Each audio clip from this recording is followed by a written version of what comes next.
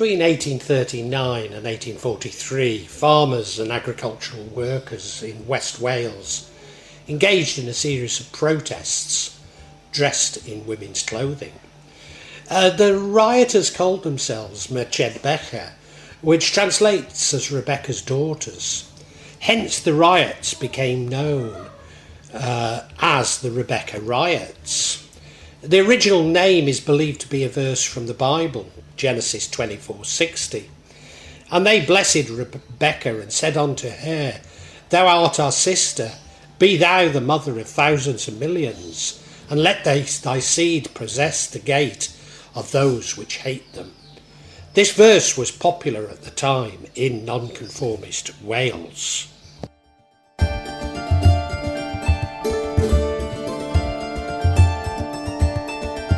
The agricultural communities of West Wales were in dire poverty in the late 1830s and early 1840s, not least due to the doubling of the rural population in the previous century. Common land had been enclosed by the landlords, limiting the possibility to earn a living without renting land from the gentry. Furthermore, the 1834 New Poor Law Act brought in the workhouses where those unable to sustain a living would be forced into. In 1839 there was an attack on a new workhouse at Carmarthenshire, but in general the workhouses were well guarded. This unrest due to the building of workhouses is something I touched on in my vlog on the Carmarthenshire riots, and the unrest was probably more concerted in Mid Wales. In 1837 and 1838 Wales suffered from poor harvests, especially in West Wales. Heavy rain forced farmers to buy corn at famine prices to feed themselves, their animals and their families, which eroded what little capital they had. A grain harvest collapsed, but the price of butter between 1837 and 1841 and sheep between 1839 and 1841 was relatively high, and even low cattle prices of 1839 recovered by 1841. But by 1842 a general fall in prices occurred throughout the agricultural markets that continued into 1843. Cattle prices slumped sharply, blamed on the government and in particular Robert Peel's tariff measures, which eased importation of foreign cattle and meat. In 1842 the harvest was one of the most successful in years, and that combined with a contraction in demand from the ironworks of South Wales led to a slump in corn prices.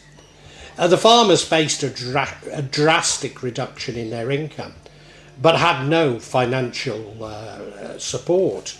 Farm rents were largely static, but the tithes and the poor rates increased. Seeing themselves as victims of tyranny, the farmers and their workers took the law into their own hands to overturn unjust taxes. The first institutions to be attacked were the gates on the new turnpike roads.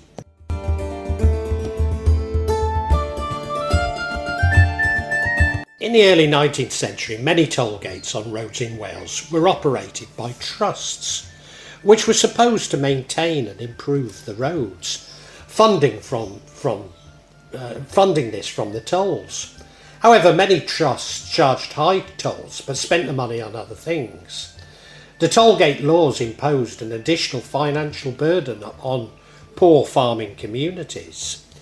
The oppression felt by the farmers began in the late 1830s, when a group of toll renters took over the region's trust.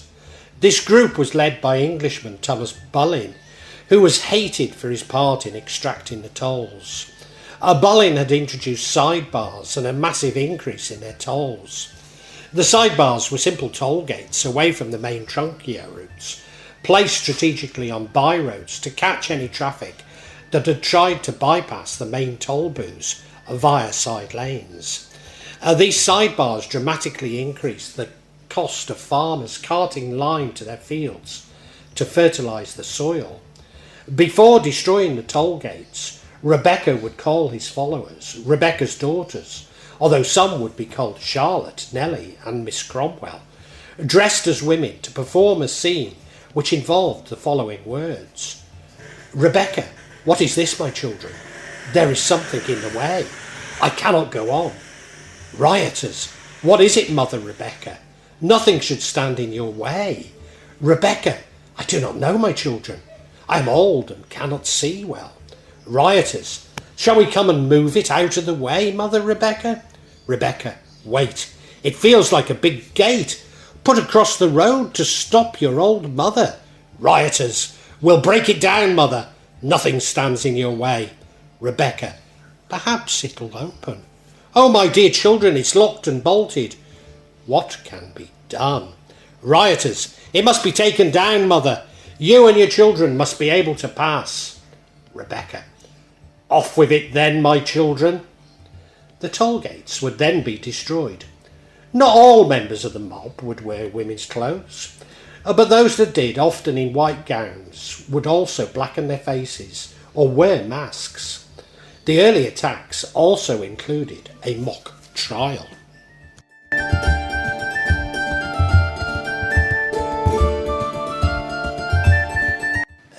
The accepted leader of the first process, Thomas Rees, or Twm Carnabwth, wore women's clothes when leading attacks. Some versions of the story say they were borrowed from a woman called Rebecca, who lived near his house at the foot of the Preseli Hills. The story states that the woman was an old maid and her clothes were borrowed because she was the only woman tall enough and large enough in the village. But local records do not support this account, and the women wearing of women's clothes was an established part of Welsh justice. The Yr Efail Wen wooden horse, of which Twm Carnabwth is remembered as a notoriously enthusiastic participant.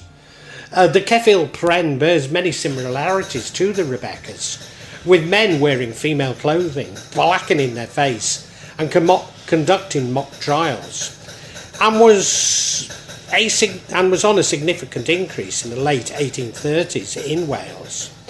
The Yr Efail Wen was a way of frightening and punishing members of the community, of whom wrongdoing was suspected, but little will nor evidence existed to bring the person to justice.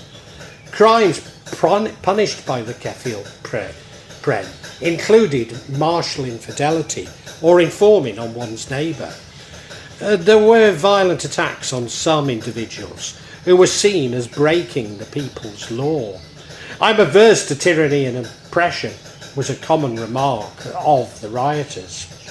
Rather surprisingly, such cross-dressing and mock trials appear to have a long history in British protest. Certainly around the Civil War, there were examples in Dorset, Wiltshire, Gloucestershire, Worcestershire and Leicestershire. I suspect that political correctness has redefined cross-dressing, but traditionally British males require only limited encouragement to put on women's clothing and makeup.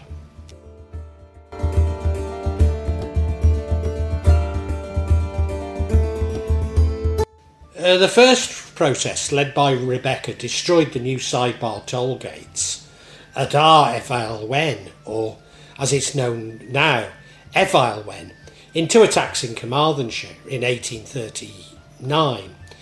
These were believed to be led by Twm Carnabwth, although he does not appear to participate in further riots when the attacks flared again in 3 years. Other communities later adopted the name in disguise, and other grievances beside the toll gates were aired in the riots. Anglican churchmen from the established church were targets on several occasions. The Church of England could demand tithes, albeit most of the population of Wales were nonconformists. The next time the Rebeccas assembled was 3 years later, when Tom Bullen was allowed to raise a toll gate at the Mermaid Tavern near St Clears. This was an obvious trap sidebar, and angered locals who destroyed it and 2 other gates. On the 6th of July 1843, the Bolgoed toll gate on the outskirts of Pontydawlais was attacked and destroyed by a group of some 200 men. The rioting was at its worst in 1843, with many major toll gates being destroyed, including those in Carmarthenshire and Carnabwth, largely confined to West Wales. There was one incident in Rioters in Mid Wales and another in Penmorfa near Porthmadog in North Wales. In July 1843, letters were sent from the Rebeccas targeting the landlords of farmers, reflecting a shift away from the focus on toll gates alone towards a more general grievances against the landlord class. These letters warned the landlords to make reductions in the rent of their tenant farmers, even though they'd simply held the rents. This is a common example from the times in which discontent with the capitalist class was often redirected towards the gentry. The transcript of one letter read, "Take notice. I wish to give you notice, especially to those who have sworn to be constable, in order to grasp Becca and her children, and I can assure you that it will be hard to find for Bowling and Company to finish the job that they began, and that this is the up gate at Llangelen and gate, and now this fine lines as information for your mind yourselves, and had any connection with Bowling, Messrs M, C Clicks, Mr. Thomas Blueball, all 9 property in the night shall be in conflagration if they will not obey this notice, and that sent them vagabonds away which you are favourable to. I always like to be plain in my engagement. It is a reasonable thing that they impose so much must on the country, only picking poor labourers and farmers' pockets. And you depend on all at the gate, and these small roads shall be destroyed. I am willing for the gates on Queen's Road to stand, as it is a shameful thing for us Welshmen to have the sons of Hengist have domain over us. Do not remember the long knives which Hengist hath invented to kill our forefathers, and you may depend and shall receive the same. If you will not give up, when I shall give you a visit, and shall be in a short time, and now I will give an order to leave the place before I come, and for I do determine that I will have my way, although, as for the constable and policeman, Becca and her children heeds no more to them than the grasshoppers which fly in the summer. There are others which marked with Becca, but they shall be named now. But in any case, will not obey this notice. She shall call about them in a short time. Faithful to death with this county, Becca and children."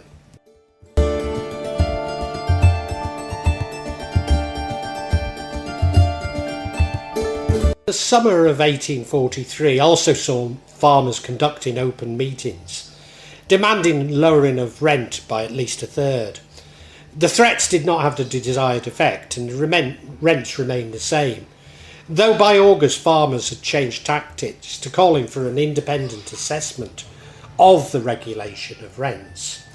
In the small village of Hendy near Llanelli, on the 7th of September 1843, a gatekeeper, Sarah Williams, was killed.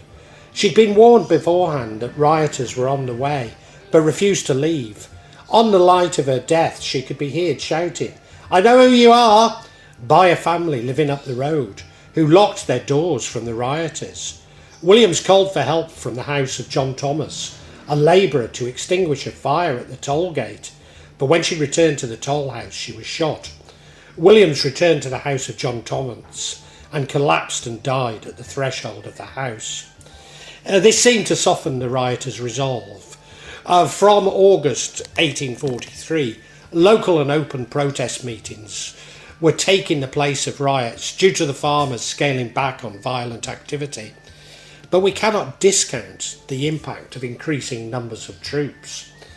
Another major factor that saw the riots reduce were negative impact of their activities of a group of criminals masquerading as Rebecca, operating from 5 roads near Llanelli.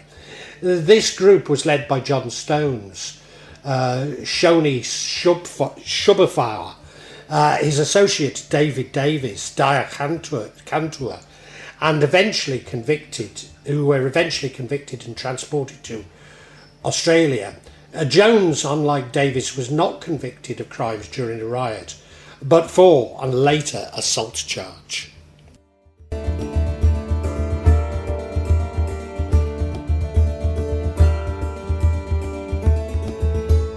By late 1843, the riots had stopped. Rebecca failed to produce an immediate effect on the lives of the farmers, but the popularity of the uprising did have a major impact on social relations in Wales. Eventually, some rent reductions were achieved. The toll rates were improved and toll houses rebuilt. A royal commission was formed to look into the question of toll roads, which led to the Turnpike South Wales Act 1844. The Act consolidated the trust, simplified the rates, and reduced the hated toll on line movement by half. The railway came into West Wales by the late 1840s and made it easier for people to leave to the towns and the industrial valleys. The riots inspired later Welsh protests, including opposition, especially poaching, to the privatisation of salmon reserves on the Wye River in Radnorshire in the 1860s and 70s, but lasting until the 1930s, which became known as the Second Rebecca Riots. In 1910, the horn used to gather Rebeccas was sounded during the general election campaign to signify the arrival of the car carrying Liberal candidate John Hines for a meeting at Bethania Chapel, Talog near Carmarthen. The toll gates all but disappeared from roads of South Wales for over 200 years. When the local community bought the right to levy tolls at a surviving toll in Porthmadog, North Wales, in the 1990s, they named it Rebecca and gave the money raised to local charities. Tolls were introduced for collection for crossing the Severn Road Bridge in 1966, although this was seen as a tax on the English for the privilege of crossing the border into Wales, and there's no charge in the other direction for the Welsh crossing into England.